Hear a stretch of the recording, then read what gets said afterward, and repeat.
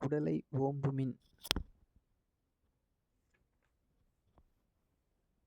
இந்த டாபிக் வந்து பார்த்திங்கன்னா ரொம்ப ரொம்ப முக்கியமான டாபிக்.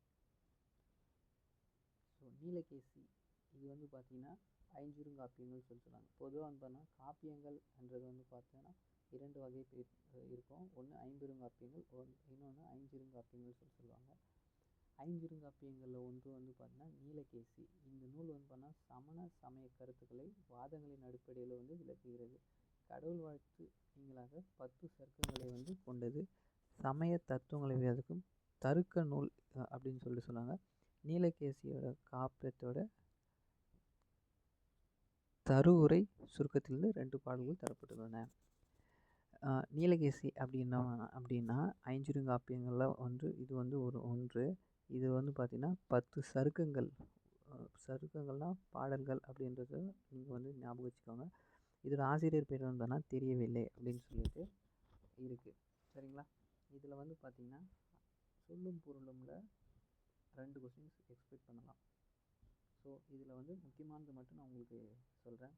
தெளிவு நற்காட்சி, உவசமம் அடங்கியிருத்தல், பேர்தற்கு அகற்றுவதற்கு தீர்வன நீங்குபவை, பிணி துன்பம், 3 சுழி நீனா துன்பம், 2 சுழி நீனா நோய், ஓர்தல்னா நல்லறிவு, திருத்தன தன்மையுடையன கூற்றவா பிரிவுகளாக.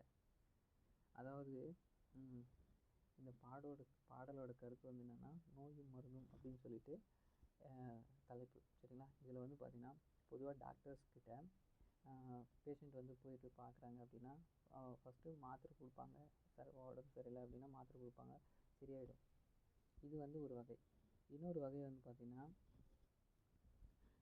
எவ்வளோ தான் நம்ம வந்து சாப்பிட்டாலும் தீராத நோய்கள்ன்றது ஒன்று. இது வந்து 2வது வகை.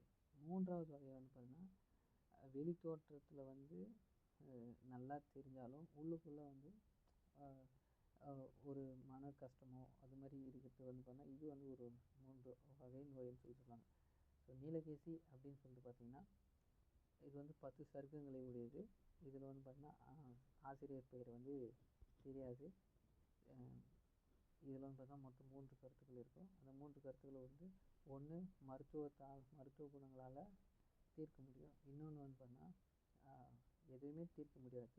3வது வந்து பார்த்திங்கன்னா வெளி தோற்றத்தில் வந்து நல்லா இருந்தும் உள்ளுக்குள்ளே வந்து பார்த்திங்கன்னா மன கஷ்டமோ மன நிம்மதி இல்லாத இருக்கிறதோ இது வந்து பார்த்தா ஒரு வகை நோய் அப்படின்னு சொல்லுவாங்க. இதுக்கு வந்து பார்த்தீங்கன்னா நல்லறிவு, நற்காட்சி, நல்லொழுக்கம் அப்படின்னு சொல்லிட்டு சொல்லியிருக்காங்க. ஸோ உடல் நலம்னா பிணி. நீலகேசி கூறும் நோயின் வகைகள் 3. இது 3ன்றது முக்கியமான கொஸ்டின். தாமினி இவையுண்டார் இவை குட்டல் உண்டார். முக்கியமான டாபிக்ங்க இது. இந்த கொஸ்டின் இந்த பாக்ஸ்லேயே ரொம்ப எக்ஸ்பெக்ட் பண்ணலாம். கவிமணி என்ற போற்றப்படும் தேசிக விநாயகர் குமரி மாவட்டம் தேரூரில் பிறந்தவர். இவர் வந்து பார்த்தீங்கன்னா 36 ஆண்டுகள் ஆசிரியராக பணியாற்றியவர். ஆசிர் ஜோதி, மருமக்கள் வழி மான்மியம், கதர் பிறந்த கதை ஆகிய கவிதை நூல்களும் உமர் கய்யாம் பாடல்கள் என்ற மொழிபெயர்ப்பு நூலையும் வந்து படைத்துள்ளார். மலரும் மாலையும் என்ற நூலிலிருந்து ஒரு பாடல் தருவது. இந்த கவிமணி தேசிக விநாயகம் பிள்ளை இருக்காங்க பார்த்தீங்களா, இவரோட பேத்தி தான் வந்து பார்த்திங்கன்னா விஜயதாரணி எம்எல்ஏ அப்படின்னு சொல்லிட்டு முன்னாள் காங்கிரஸ் கட்சியில் இருந்தாங்க பார்த்தீங்களா, அவங்க தான் வந்து இவங்களோட பேத்தி.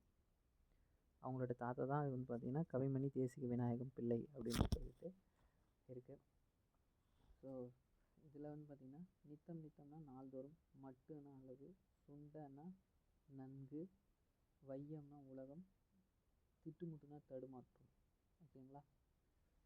சிரிக்க தெரியாதவர்களுக்கு பகல் பொழுதும் இருட்டே ஆகும்னு சொல்லிட்டு வள்ளுவர் சொல்லியிருக்காரு. சரிங்களா? அதனால் சிரிங்க, சிரித்து சந்தோஷமாக இருக்கேன். தமிழர் மருத்துவம் இதில் வந்து அந்தளவுக்கு இம்பார்ட்டன்ஸ்லாம் எதுவும் இல்லைங்க. ஃபுல்லாக ஒரு மனிதன் 45 நிமிஷம் வாக்கிங் போகணும், 15 நிமிஷம் யோகா மூச்சு வச்சுக்கணும், 7 மணி நேரம் தூங்கணும், 3 லிட்டர் தண்ணியை நல்லா குடிக்கணும். மருத்துவம் வந்து பார்த்திங்கன்னா பொதுவாக 4 வகை சொல்கிறாங்க. சித்த மருத்துவம், ஆயுர்வேத மருத்துவம், யுனானி மருத்துவம், அலோபதி மருத்துவம்னு சொல்லிட்டு 4 வகை சொல்கிறாங்க. இதுதான் வந்து பார்த்தோம்னா ஆயுஷ் அப்படின்னு ஒரு டிபார்ட்மெண்ட்டே இருக்குது நம்மளுடைய central government of India Indian government of India வந்து இந்த ஆயுஷ் டிபார்ட்மெண்ட் வந்து எடுத்துகிட்டு வந்தாங்க. 2018 ஜார்க்கண்டில் லான்ச் பண்ணாங்க இந்த ஸ்கீமை. தலைக்குள் ஓர் உலகம். சுஜாதாவின் இயற்பெயர் வந்து ரங்கராஜன். இவர் வந்து சிறுகதைகள், புதினங்கள், நாடகங்கள், அறிவியல், புனைவு கதைகள், திரைப்பட கதைவசனம் என்ற நிறைய துறைகளில் பணியாற்றுகிறார். மின்னணு வாக்கு எந்திரம் உருவாக்கும் பணி முக்கிய பங்காற்றுகிறார். என் இனிய எந்திரா, மீண்டும் சினு, ஸ்ரீரங்கத்து தேவதைகள், தூண்டில் கதைகள், தலைமைச் செயலகம் என்ற நூலில் செய்தியை தொகுத்து தரப்படும். இவர் தான் வந்து சுஜாதா. பார்த்துக்கோங்க. சுஜாதா என்கிற ரங்கராஜன்.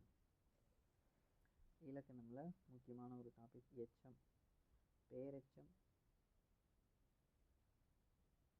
பேரெச்சம்னா பாருங்க, பெயரை கொண்டு முடியும் எச்சம் பெயரெச்சம். சரிங்களா? பெயரெச்சத்தை வந்து பார்த்தீங்கன்னா 3 காலத்துலையும் வரும். 3 காலம்னா என்னது? இறந்த காலம், நிகழ்காலம், எதிர்காலம். ஸோ இதுதான் வந்து பெயரெச்சம் அப்படின்னு சொல்லுவாங்க. இது வந்து பார்த்தீங்கன்னா இது 2 வகையாக பிரியும். ஒன்று தெரிநிலை பெயரெச்சம், குறிப்பு பெயர். தெரிநிலைன்னா வெளிப்படையாக வந்து இருக்கிறது வந்து தெரிநிலை. குறிப்பு பெயரெச்சம்னா பர்டிகுலராக அவங்களோட பண்பை மட்டும் குறிப்பிட்டு காட்டுறது வந்து பெயரெச்சம், குறிப்பு பெயரெச்சம் சொல்லுவாங்க. வினை எச்சம்னா, வினைனா பொதுவாக வந்து பார்த்திங்கன்னா ஒரு செயல், அந்த செயலை தான் வந்து பார்த்திங்கன்னா ஒரு வினைன்னு சொல்லுவாங்க. ஸோ அதுதான் படித்து எனக்கு சொல் முடித்தான் வினையை கொண்டு முடிய வச்ச வினையச்சம்.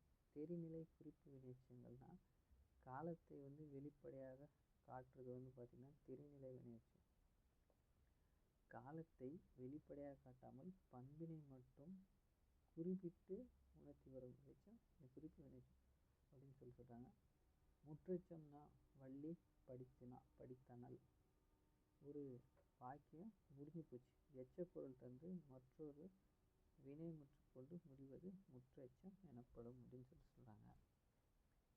முற்று பெறாமல் எஞ்சி நிற்கும் சொல் எச்சம். கீழ்காண சொல்லும் பேரெச்சம் பார்த்த. குறிப்பு வினைச்சம் காலத்தை வெளிப்படையாக காட்டாது. இது கொஸ்டின் பார்த்துக்கோங்க, ஏன்னா அது லாஸ்ட்டு கேட்டிருக்காங்க MRP எக்ஸாமில். காக்கை உட்கார பனம் பழம் விழுந்தது போலன்னா தற்செயல் நிகழ்வு. அதாவது ஒரு பனை மரத்தில் வந்து காக்கா வந்து மேலே தற்செயலாக உட்காந்துருக்கு. அந்த டைமில் உட்காந்த உடனே வந்துன்னா பனம்பழம் வந்து பார்த்தீங்கன்னா விழுந்துச்சு. ஏன்னா பனம்பழம் வந்து பார்த்திங்கன்னா பனம் காயாக இருக்கிறப்போ வந்து ரொம்ப ஸ்ட்ராங்காக இருக்கும். ஸோ பழமாக இருக்கிறப்போ வந்து பார்த்தா அதோட தாங்கி பிடிக்குதுங்கள, அதாவது அந்த பழத்தோட மேல் பகுதி வந்து வீக்காக இருக்கும். ஸோ அப்போ கீழே விழுந்துடும். கிணறு வெட்ட பூதம் கிளம்பியது போல எதிர்பாரா நிகழ்வு. அது ஒரு கிணறு வெட்டுறோம் அப்படின்னா பள்ளம் நோண்டுறப்ப வந்தோன்னா தற்செயலாக வந்தோன்னா ஒரு பக்கம் சரிஞ்சு விழும். ஸோ அப்படின்றப்ப வந்தோன்னா மணலும் மண்ணோ கீழே விழுறப்போ வந்து பார்த்தா அந்த தூசி வந்து பார்த்தா ஆவி மாரி மேலே பறக்கும். ஸோ அதுதான் வந்து பூதம் அப்படின்னு சொல்கிறாங்க. எதிர்பாரா நிகழ்வு. பசு மரத்தாணி போல அப்படின்னா ஒரு செயல் வந்து படிக்கிறோமோ எழுதுகிறோமோ எந்த ஒரு இதுவாக இருந்தாலும் மனதில் வந்து ஈஸியாக வந்து பதிஞ்சிடும். ஸோ அதுதான் வந்து எளிதில் மனதில் பதித்தல். விழலுக்கு இறைத்த நீர் இறைத்த போல பயனற்ற செயல். இது எதுக்குமே வந்து பயனற்று இல்லாத சொல்லலாம். நெல்லிக்காய் மூட்டையை கூட்டினார் போலன்னா நெல்லிக்காய் மூட்டையை வந்து கூட்டினோம் அப்படின்னா அது வந்து ஒரு இடமா நிற்காது. ஸோ எல்லாமே வந்து பார்த்தீங்கன்னா மேடு பள்ளம்னு சொல்லிட்டு ஒரு பக்கம் வந்து பார்த்தீங்கன்னா ஓடிட்டே இருக்கும். ஸோ அதுதான் வந்து பார்த்தீங்கன்னா ஒற்றுமையின்மைக்கு எடுத்துக்காட்டு. நோய்னா டிசீஸ், மூலிகைனா ஹெர்ப்ஸ், மில்லட்ஸ் சிறுதானியங்கள், ஆடிட்டர் பட்டை கணக்கர், பக்க விளைவு சைடு எஃபெக்ட்ஸ், நுண்ணுயிர் முறி ஆன்டிபயோட்டிக், மரபணு ஜீன், ஒவ்வாமை அலர்ஜி. ஸோ இது எல்லாமே வந்து பார்த்திங்கன்னா 8th இருக்கிற 3வது இயலோட ஃபுல் டாபிக்.